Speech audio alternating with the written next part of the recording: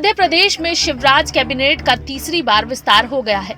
अब शिवराज कैबिनेट के इस तीसरे विस्तार के जरिए बीजेपी ने एक तीर से कई निशाने लगाने की कोशिश की है। बीजेपी ने मध्य प्रदेश में कैबिनेट का विस्तार कर बंगाल तक संदेश देने की कोशिश की है। दरअसल मध्य प्रदेश में सत्ता संतुलन के साथ ही बीजेपी बंगाल तक ये दिखाना चाहती है कि पार्टी अपने वादे निभाती है।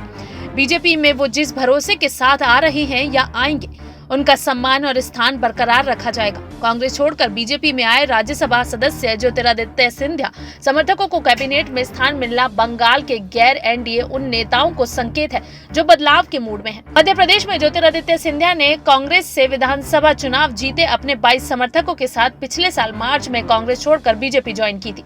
तब से कांग्रेस लगातार साबित करने की कोशिश करती रही है कि सिंधिया का कद कम हुआ है और बीजेपी उनसे किए वादे निभाने से पीछे हटती रही है।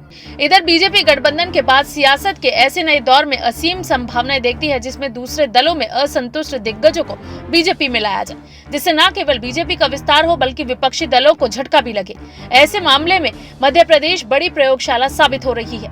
कांग्रेस के आरोपों से उलट बीजेपी ने सारे समीकरणों को दरकिनार कर शिवराज कैबिनेट में एक तरफा सिंधिया समर्थकों को न केवल मौका दिया बल्कि विधानसभा की 28 सीटों पर उपचुनाव में सिंधिया समर्थक उन सभी पूर्व विधायकों को उसी सीट पर टिकट दिया जो अपनी विधायकी से इस्तीफा देकर बीजेपी में शामिल हुए थे। इनमें कई मंत्री भी थे। उपचुनाव में कांग्रेस ने सिंधिया और उनके समर्थकों और बाद में शिवराज सिंह चौहान पर जमकर सियासी हमले किए, लेकिन बीजेपी ने 19 सीटों पर जीत हासिल की। हालांकि मंत्री रहते हुए इमरती देवी, गिरिराज दंडौती और इंदल सिंह कंसाना हार गए।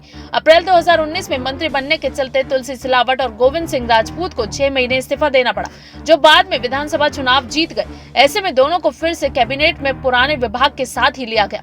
इधर सिंधिया खेमे के लिए जगह बनाने में बीजेपी को संगठन में विरोध स्वरूप असहयोग जैसा रवैये का भी सामना करना पड़ा, लेकिन संगठन देश में ये संदेश देने में कामयाब हो रहा है कि जो गैर भाजपाई राजनेता सियासत में बेहतर भविष्य की उम्मीद रखता है उसके लिए बीजेपी से बेहतर विकल्प दूसरा नहीं है। ये संदेश वो मध्य प्रदेश की सियासत से बंगाल तक पहुंचाने में कामयाब भी हो रहा है। तुलसी और राजपूत के कैबिनेट में लौटने की बंगाल में चर्चा होना ही बीजेपी इस बात का प्रमाण मानती है। ऐसे में अब ये देखना होगा कि बीजेपी शिवराज कैबिनेट के विस्तार से जो संदेश देना चाहती है वो बंगाल तक पहुंचेगा या नहीं। Bureau report SPN9 news.